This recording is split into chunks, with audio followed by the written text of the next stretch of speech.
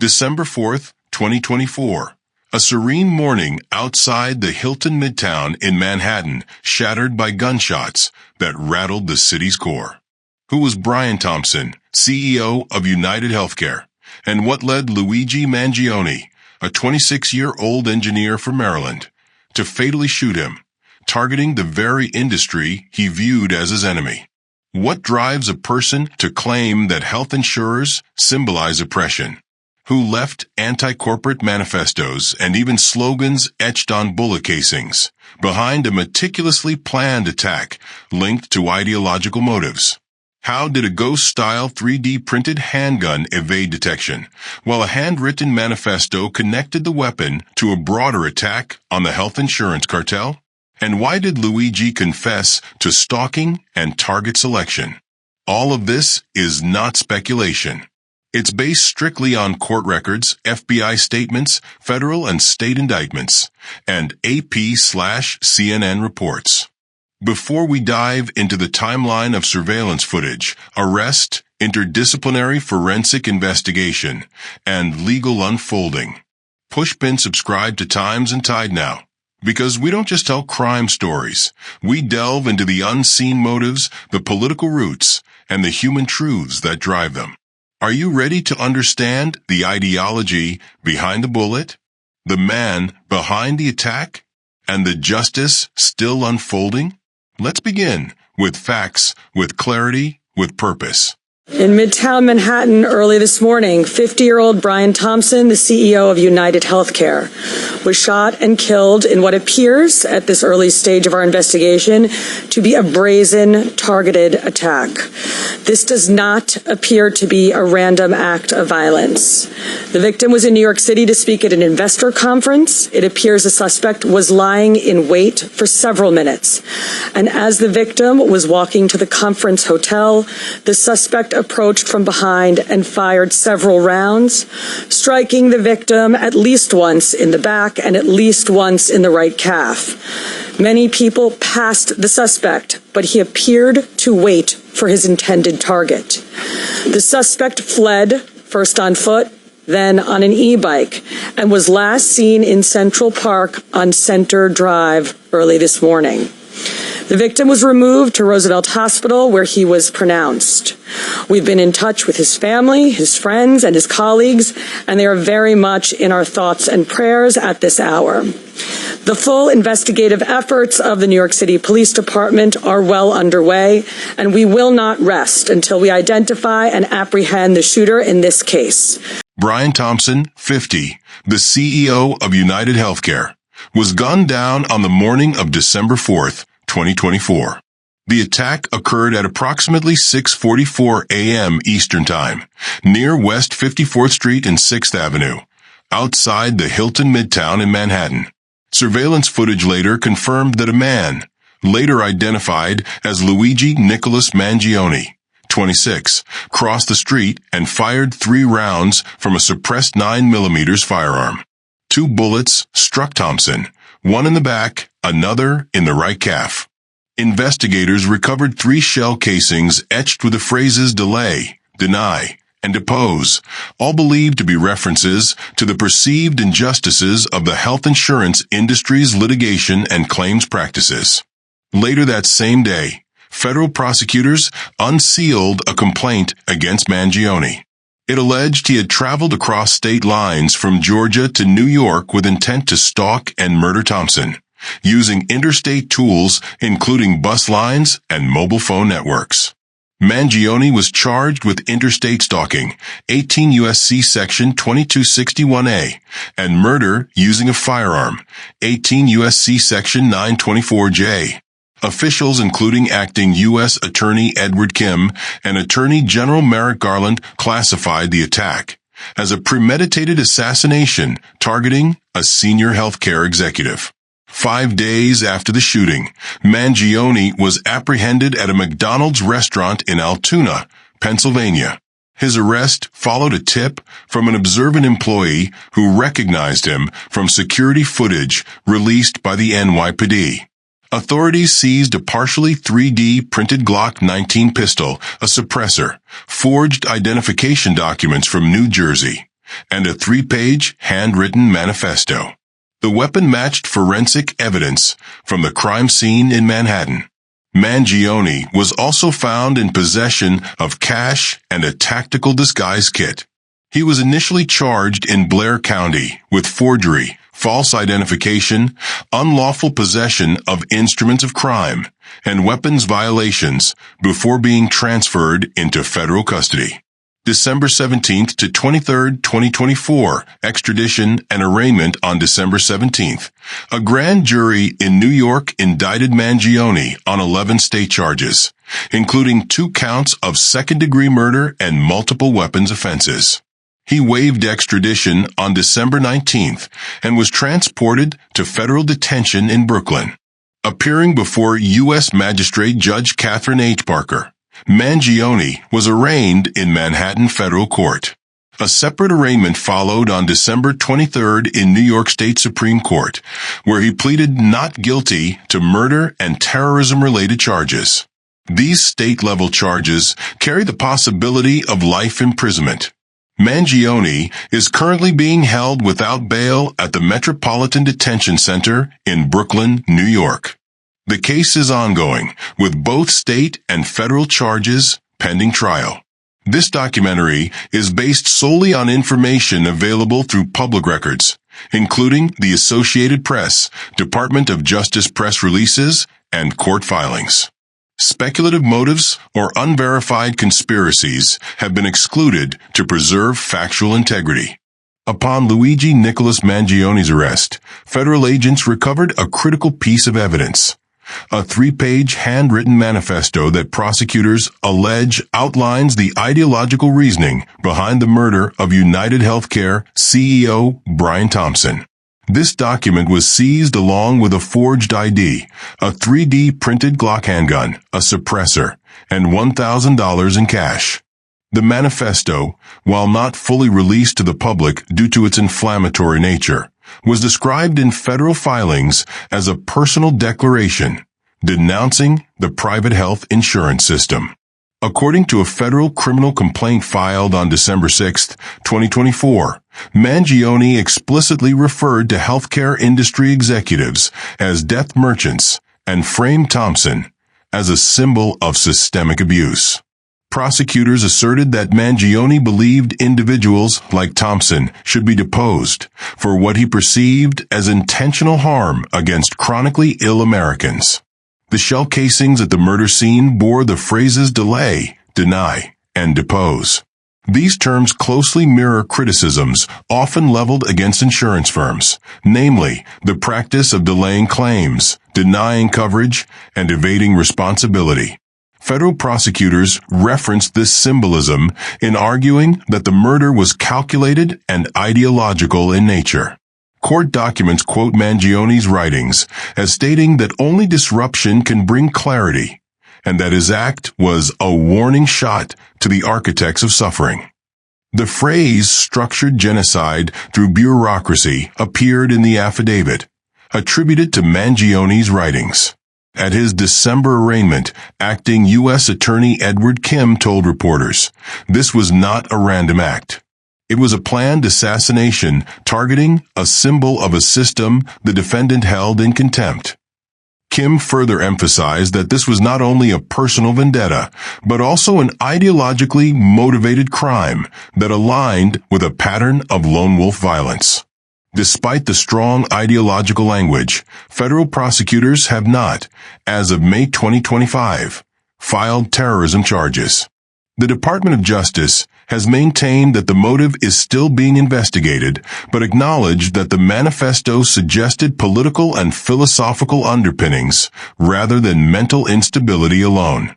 Some social media posts and independent commentary have claimed the manifesto included references to conspiracy theories or fringe ideologies, but none of these claims have been confirmed in court. This documentary omits such speculative content. Federal law enforcement confirmed that Luigi Mangione used a 3D printed lower receiver compatible with a Glock 19 firearm.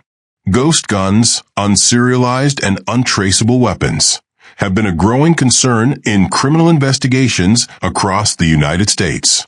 The ATF analysis of the seized weapon determined it was partially composed of polymer components fabricated through additive manufacturing. The firearm was fitted with a homemade suppressor, which was also constructed with 3D printed parts and rubberized insulation to reduce acoustic signature. Both the gun and suppressor matched the ballistic characteristics of shell casings and bullet fragments recovered from the scene of the Thompson shooting. Upon Mangione's arrest, he was found carrying a black tactical disguise kit, including a baseball cap, facial putty, makeup concealer, latex gloves, and sunglasses. Investigators believe he used some of these items in surveillance of his target before the assassination. Surveillance footage also showed Mangione casing the Hilton Midtown area 2 days prior to the murder. Federal agents were able to match rifling patterns from the bullets recovered at the scene with the test-fired rounds from Mangione's ghost gun. GPS and cell tower triangulation further traced Mangione's travel from his residence in Augusta, Georgia, to New York City, passing through North Carolina and Washington, D.C. En route, he transported the disassembled firearm in multiple pieces inside a gray duffel bag, circumventing traditional airport screening procedures by using interstate bus services. The case has reignited federal discussions on the regulation of ghost guns and the implications of 3D printing technology for public safety. While the ATF has updated its guidelines to require background checks for some partially assembled receivers, fully untraceable weapons remain a loophole in current federal firearms regulations. As of May 2025, Mangione has not been charged under specific statutes addressing ghost guns, though these details may be introduced in the evidentiary phase of trial.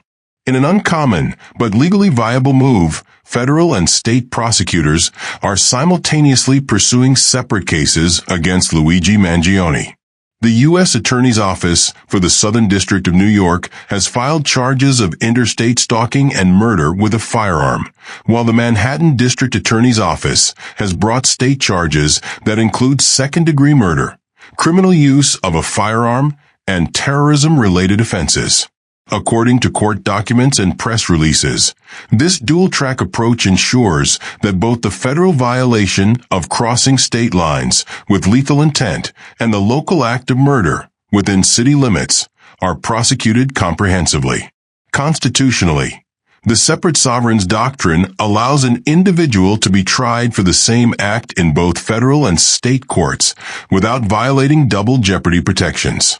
Legal experts from institutions like NYU Law and Columbia Law School have described this as a textbook example of why that doctrine exists, to fully prosecute an interstate crime with both federal implications and deep local impact. Federal prosecutors have more expansive investigatory tools and jurisdictional reach, which allowed them to quickly trace Mangione's movements, compile electronic evidence, and seize out-of-state assets. Additionally, the federal charge under 18 U.S.C. Section 924J carries the possibility of the death penalty, though the DOJ has not yet announced whether it will seek capital punishment. The Manhattan District Attorney's Office has highlighted how the murder disrupted public safety in one of New York's busiest areas. In a statement, District Attorney Alvin Bragg emphasized that targeting an executive in broad daylight near Midtown's commercial center sends shockwaves through the public consciousness. New York state charges reflect local concern with terrorism, public fear, and criminal use of untraceable weapons, giving prosecutors the opportunity to pursue justice tailored to community impact. As of May 2025, pre-trial motions in both federal and state court have begun. Federal prosecutors are seeking to introduce the manifesto, forensic findings, and cell phone metadata as evidence. State prosecutors are likely to present eyewitness testimony, shell casing analysis, and surveillance footage. Although separate, the two trials are expected to run in close coordination, with shared evidence and witness scheduling overseen by a joint prosecutorial task force. One major question is whether Mangione's defense team will seek to consolidate the charges or move to suppress the manifesto as prejudicial. Another is whether the DOJ will ultimately classify this as a domestic terrorism case. At this stage, Mangione remains in federal custody and has not made public statements. Luigi Nicholas Mangione's motive in the killing of Brian Thompson appears to stem from a deep-seated ideological rejection of the U.S. healthcare system, specifically the role of private insurers in determining coverage and treatment. This narrative is not speculative. It is supported by federal court documents, prosecutor statements, and descriptions of a manifesto that was seized upon Mangione's arrest.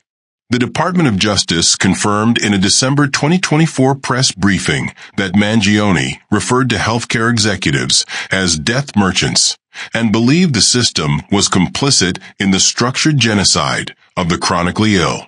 Acting U.S. Attorney Edward Kim described the killing as a premeditated assassination rooted in anti-corporate extremism. This comment was echoed in the Southern District of New York's criminal complaint, which outlined the evidence that Mangione had carefully targeted Thompson and saw him as the embodiment of a system he viewed as exploitative. Federal filings indicate that Mangione left behind a handwritten 3-page manifesto.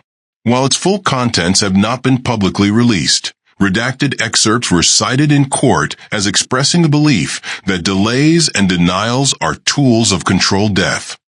These phrases were consistent with the markings found on the shell casings left at the murder scene: delay, deny, and depose, which investigators interpreted as deliberate references to commonly criticized health insurance practices. According to the DOJ and verified by multiple court proceedings, including a hearing on December 23, 2024, Mangione did not know Thompson personally. His act was not believed to be the result of a personal grievance, but rather an ideologically motivated killing based on Thompson's role and title as CEO of UnitedHealthcare. Federal filings specifically noted that Mangione had conducted weeks of surveillance, studying public speeches and corporate documents that linked Thompson to policies Mangione believed were responsible for medical neglect. As of May 2025, the Department of Justice has not classified the incident as domestic terrorism.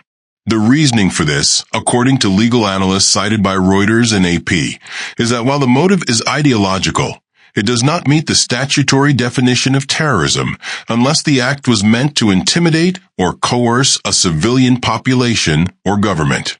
However, both federal and state prosecutors maintain that the killing was not impulsive but highly calculated, with references to economic systems and bureaucratic control. It is clear from affidavits and filings that Mangione viewed his action as a kind of political protest. To date, no public record or press release from the DOJ, FBI, or defense attorneys has indicated that Mangione suffered from mental illness or was radicalized by a specific group. The manifesto and subsequent statements suggest a lone wolf ideology, shaped by personal beliefs rather than affiliation with extremist organizations.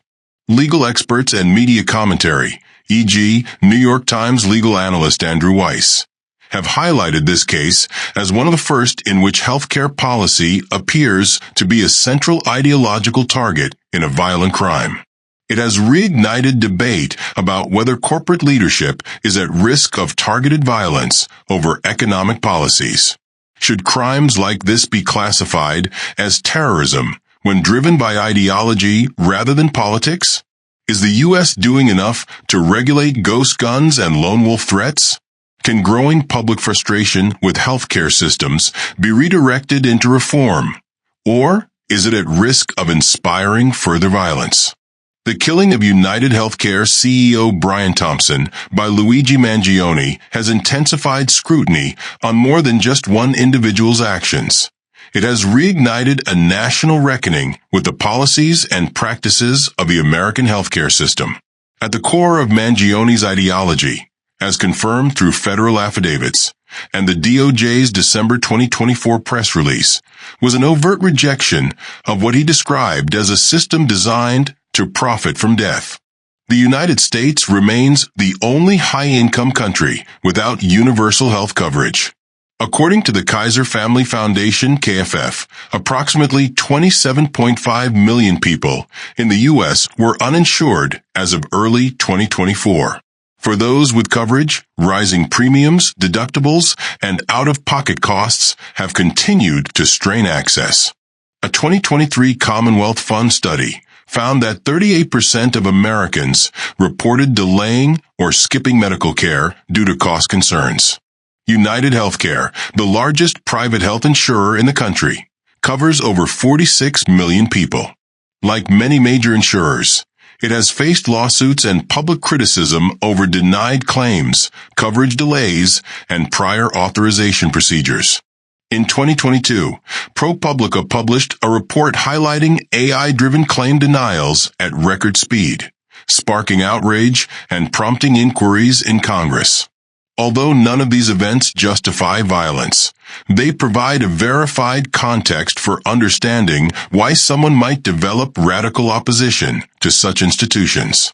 Terms etched into the shell casings at the murder scene, delay, deny, and depose, reflect industry terminology that has become synonymous with systemic failure. In court documents, prosecutors referenced Mangione's writings, which equated delays in life-saving treatments with bureaucratically sanctioned death. Federal prosecutors confirmed that Mangione had no known personal link to Thompson. Instead, his motive was ideological, to disrupt what he viewed as structural genocide through paperwork. Federal authorities, including U.S. Attorney Edward Kim, stated there was no evidence of diagnosed mental illness. The ideology that drove Mangione's actions, per affidavits and public court filings, was developed over time, likely shaped by independent study and public discourse. His manifesto, described by the Southern District of New York as a political grievance cloaked in morality, is now central to both the state and federal trials. A 2023 Harvard Public Health study estimated that more than 68,000 deaths annually in the U.S. are linked to lack of insurance or delayed care. These are not abstract numbers. They represent tangible losses that often go unnoticed in boardrooms, but have rippling effects through vulnerable communities. It is within this context that Mangione, a 26-year-old with no prior criminal record, took aim not at an average citizen, but at the highest representative of a system he believed had normalized such deaths. As the DOJ and New York State prosecutors argued, this was not an act of random insanity. It was an ideologically targeted assassination intended to send a message. Can a system that denies care due to cost ever truly serve justice? Is it possible to debate corporate responsibility without inciting violence? How far can despair push someone before ideology becomes a weapon? Bell, if you've made it this far, your voice matters. Comment below. Do you think the U.S. health system is in crisis? Pushpin subscribe now for more fact-based crime investigations and true stories that go beyond the headlines. We don't do fiction, just facts that shake. Brian Thompson is gone. Gunned down in the heart of Manhattan, in a city that never sleeps, by a man who claimed he was awakened by injustice. Luigi Mangione sits behind bars awaiting trial, silent now after unleashing a message etched into 3 shell casings. Delay, deny, depose. But is this the end of the story, or just the beginning? The justice system will try Mangione. Evidence will be examined. Sentences may be handed down.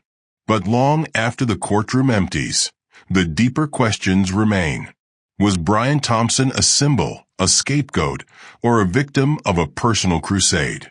Does America's complex, costly healthcare system leave individuals so desperate, so unheard, that they take justice into their own hands?